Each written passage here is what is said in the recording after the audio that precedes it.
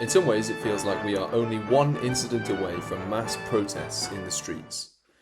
The two major political parties, the Conservatives and Labour, are starting to look more and more shaky, particularly the Conservatives.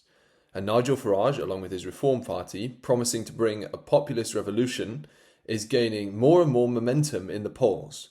There are huge swathes of the country who feel forgotten and mistreated by the globalist elites of the country who live their lives in the wealthy homes in the leafy suburbs of the south of England. The discontent has largely stemmed from the government's policy towards legal and illegal migration. Migration has become the one issue driving all others in UK politics. For those less familiar with the UK, the dissatisfaction around migration comes from two main things. Firstly, the last few years have seen a huge rise in the number of small boats crossing the Channel and arriving in England, having come from refugee camps in Calais. These are mostly young men, according to the statistics, who are refugees in a safe country, which is France, but are still making the trip across the Channel to look for a better future. And many have suggested that housing these refugees in hotels is unfair and increases the crime rate of the surrounding area. Secondly, ever since the premiership of Tony Blair, so that's 1997 to 2007, the number of legal migrants has also skyrocketed, increasing pressure on public services. And many politicians would argue that these migrants have increased the economic productivity of the country. The New York Post claims that 1 in every 13 people in London are thought to be there illegally. All of this unrest and dissatisfaction has recently come to be symbolized in the flying of the English flag on lampposts and spray painting it on roundabouts in the UK. Throughout many towns and cities, the flag can now be seen proudly and defiantly lining the streets, and this has been dubbed by some Operation Raise the Colours. It sends a clear message to Parliament that people have had enough of the two governing parties. Instead, they are turning to leaders such as Nigel Farage, and even figures like Tommy Robinson, who outflanks even Farage in his radical approach to immigration, to provide this country with a new direction. For example, Tommy Robinson has organised a huge protest to be held on the 13th of September, which is being promoted as a free speech rally, with hundreds of thousands thought to be attending. Each flag that appears on a lamppost is a further vote of no confidence in Kemi Badenoch's Conservative Party and Keir Starmer's government. Either the major parties will have to be more serious in how they listen to what the public say about immigration, or a completely different set of political parties will be in government before too long. For Bible students who have no part in the politics of this world, this shift in the UK is particularly interesting. There is a good case to be made, as many listeners will know, for identifying Britain with the place called Tarshish in Scripture. Scripture defines Tarshish as a maritime power, in Psalm 48 verse 7, which is to the west of Israel, Jonah 1 verse 3, that traded in silver, iron, tin and lead, Ezekiel 27 verse 12, and is a latter-day trading power with independent colonies in Ezekiel 38 verse 13. And when combining all of these characteristics together, Britain is by far the best contender for the Tarshish power described in Scripture. The merchants of Tarshish and her young lions, as described in the prophecy of Ezekiel 38, do not join with the gathering of nations that attack the Jewish people in the latter days. Instead, they question the invader and act as a separate block of nations. Britain's separation from the European Union reflected the alignment of nations demonstrated in Ezekiel 38. And this separation has been shown in many ways throughout the ages. Even in the Middle Ages, when the Holy Roman Empire was in full sway, the English translation of the Bible and Protestantism resulted in a fault line between Britain and Catholic Europe. The trajectory of the two land masses has always been different. According to Bible prophecy, in the latter days, we expect to see Britain as a confident, pro-Israel trading power with ties to the Gulf regions and a collection of independent young lion powers. After Brexit, the trading power of the UK never really took off, and continued high levels of immigration has brought more anti-Semitism into the national conversation, and this has been the same across Europe. Additionally, the globalist technocratic Starmer government has sought for closer ties with Europe rather than moving away, even after the UK secured a better deal than the EU with the US and the Trump administration because they could operate independently. Now, a similar coalition of voters to those who voted for Brexit are making their voice heard by backing Nigel Farage's Reform Party. Could this rise of support for the populist right in Britain push the country further towards the situation described by the prophets? Well, this week, Nigel Farage has laid out his plan to deport over 600,000 illegal immigrants over 5 years if Reform won the next general election. The party have also said that they would bar any illegal migrants who cross the channel on boats from claiming asylum in the country. The plan would allow for those illegal migrants to be held in disused RAF bases and then returned to their countries of origin, which include places such as Afghanistan and Eritrea, where a significant number of those on the boats have come from. And when this policy is compared with the current government's stance towards the boat crossings, the difference is enormous. At the very least, it could cause the current government, to tighten their stance towards illegal migration, just to stave off the attack and the pressure from Nigel Farage. It's hard to see how Britain can act as a pro-Israel, anti-European power described in Bible prophecy if its shores are flooded with unvetted migrants from across the Middle East, the large majority of whom will likely harbour anti-Semitic ideologies. For example, earlier this year, an Arab from Gaza arrived in Britain on a small boat and subsequently voiced support for Hamas on Facebook and called for death to the Jews. The promise of Brexit was that the people could take back control of their immigration policy. Almost a decade after Brexit, this might finally be beginning to take place. The mass protest of the British public against illegal migration has gone hand in hand with the idea of reclaiming British national identity and culture. This is the reason why the English flag or the St. George's flag is being flown in many towns. A major part of Britain's cultural heritage is its Protestant Christian roots. A couple of months ago, The Spectator released an article called, quote, "A Christian Revival is Underway in Britain," end quote. A recent poll suggested that there has been an increase in the number of young people attending church in this country. And it's possible this trend is further afield as well in different countries. Again, when we think about this in terms of Bible prophecy, it would not be surprising to see an increase of enthusiasm for Britain's religious heritage. This is a major factor that led to the establishment of the State of Israel. Many of Britain's statesmen and political leaders in times gone by believed in the Jewish ingathering of the exiles because of their religious upbringings in this Protestant country. And Isaiah tells us that in the kingdom the ships of Tarshish will bring the sons of Israel from far as they return to the land. A cultural revival of Christianity in this country, however small it might be, could allow Britain to grow closer to the Tarshish role laid out in the Bible. Things in Britain are changing, and we wait to see how they will work to perform the role that God has given Britain as the Tarshish power described in Ezekiel 38. This has been Daniel Blackburn joining you for this week's edition of Bible in the News.